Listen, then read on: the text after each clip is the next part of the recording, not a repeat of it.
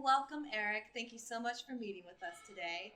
We just wanted to talk a little bit about China's future in reference to its modernization and especially with the environment. In your view, what is the significance of China including harmony between humanity and nature as an integral part in its modernization journey? This is incredibly important because we need to change our thinking. And the old development pattern everywhere were basically the same. Started in the United Kingdom, then United States, Europe, Japan, Korea, China.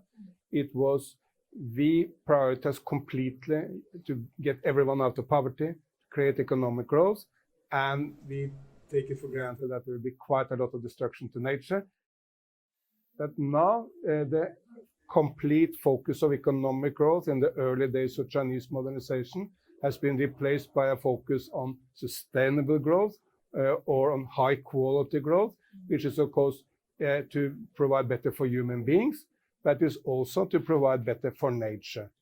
So we are fortunately going into a 21st century where I think we will see a new development paradigm everywhere, which is not ecology or economy, but to merge them together in one idea. China has already pledged to achieve carbon peak by 2030 and carbon neutrality by 2060.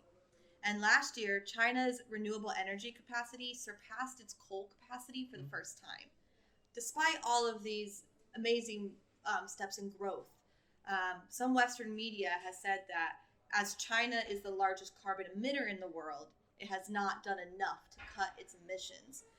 What's your view on that? I think it's completely crazy that Western media are running around looking for everything which can be criticized in China. US carbon emission up to this time is 8 times Chinese per capita. By the way, 25 times Indian per capita. Western media criticizing India and China as if they were to be blamed for the carbon emission. And China is now acting much more determinedly than any other in the world. Look, last year, 82% of all solar panels in the world were made in China. 80% of all hydropower in the world came into the grid in China. 98% of all the electric buses in the world are running on Chinese road. So whatever is the renewable technology or the technology for electric vehicles, China is in the lead. They're far ahead of Europe, America. Could you evaluate China's achievements in biodiversity conservation within the past decade? I think it's much more well known that China is leading on technology than the fact that China is also leading on good environment practice. China is now by far the biggest tree planter in the world. If you look to species, I mean, the giant panda was very threatened.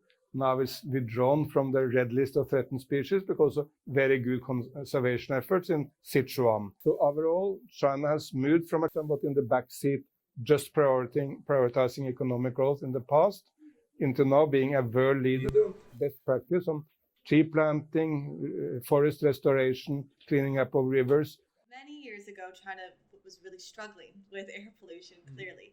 But in recent years, an increasing number of blue sky days. In your view, how did China achieve this air pollution success story? It was started with a very, very strong determination. By the way, that came also somewhat not just from the top, but came from the people. When you spoke to people in Beijing or Tianjin 15 years ago, I would say, oh, look to this economic progress. Look at this shopping center. Your parents had nothing like that. And they would all say, yes, but I want to see the sun. Or yes, but I don't want my children to live in this hell of pollution. And that message from the people was absorbed by the political leadership, and they very determinedly decided to act. So the political will, traffic is a main source of pollution in every city in the world. China now have more electric cars than any other nation. Last year, 57% of all electric cars in the entire world were sold in China. Now Beijing is the biggest in the world, Shanghai is the second biggest in the world, and all big Chinese cities have metros. And that provides for much cleaner air quality than gasoline-run cars. So coal and transport, I think, were the two main areas. But it boils down to the political will.